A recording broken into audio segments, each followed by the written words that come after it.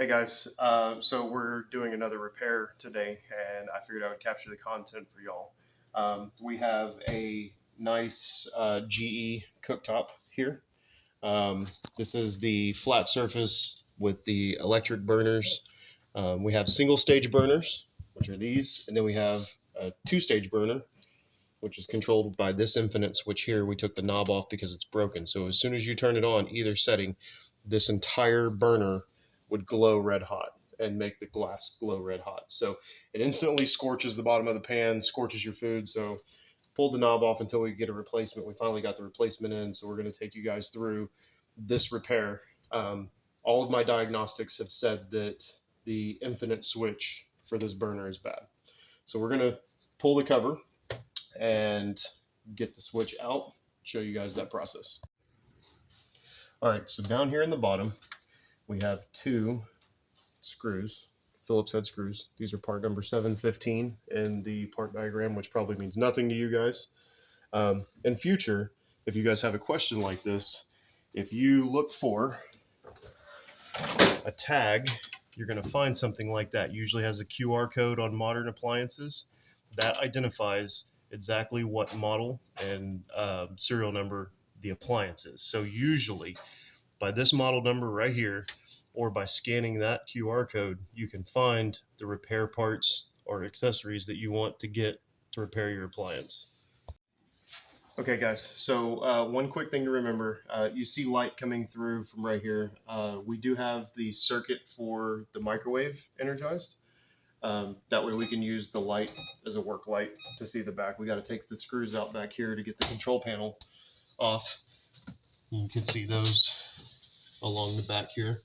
But before you start working on this, you start taking screws out. Remember to either unplug your appliance or go to your fuse panel and shut the circuit off so that you're not working with live electricity. Start. All right, so we had a screw here, and then we had 4 screws across the back. We're going to lift our control panel off. There you go. So you guys can see we're actually after this switch right here. So instead of going willy-nilly and yanking all these wires out at one time and possibly forgetting what order they go back in, we're going to disconnect them one at a time, put the new switch right here beside it, disconnect and reconnect one at a time, and then reinstall the switch. Okay, so here we have our new switch and our old switch. And one thing we're going to make sure we do, there is a serial number right here, and there's a serial number here. Before we start replacing stuff, we're going to make sure that that serial number right there matches the one on the new one. Yeah, there it is. Perfect. There we go. So we're going to make sure that this number matches on both parts. So we're going to go one at a time and replace our wires from terminal to terminal so that we don't get any mixed up, cause a fire.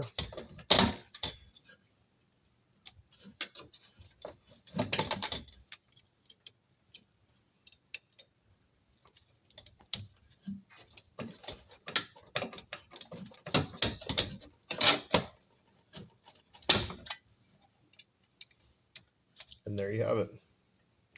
Now we will get to the front over here. There's 2 screws that hold this infinite switch in, and we're going to take those 2 screws out, replace the switch. All right, so we got our old switch out.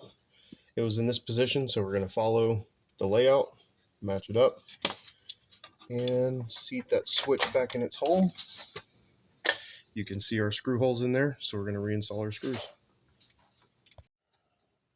All right, so we have the circuit energized again. We're going to turn this on and see if we can get our small burner. Yeah, it's immediately getting hot, so you can see it turning red. All right, and we will go back to the off position and see if we can get both the high and the low. There's the low coming up and the red coming up behind it. So our problem was when we would cut this on, it would immediately go to 0 to 100 in basically no time at all, like it's doing right now. So set it to its low setting. You see it dim back down.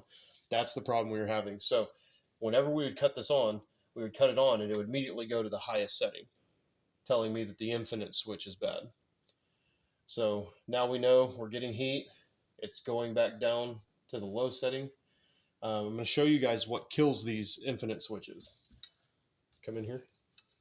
So when you're working with this appliance, if you let it snap like that, every time you turn on and off, that snapping is what wears those infinite switches out. So just be conscious of that. When you go to turn it off, there's no reason you can't turn it softly and get it to the off position and then raise up off of that switch. So that's it, guys.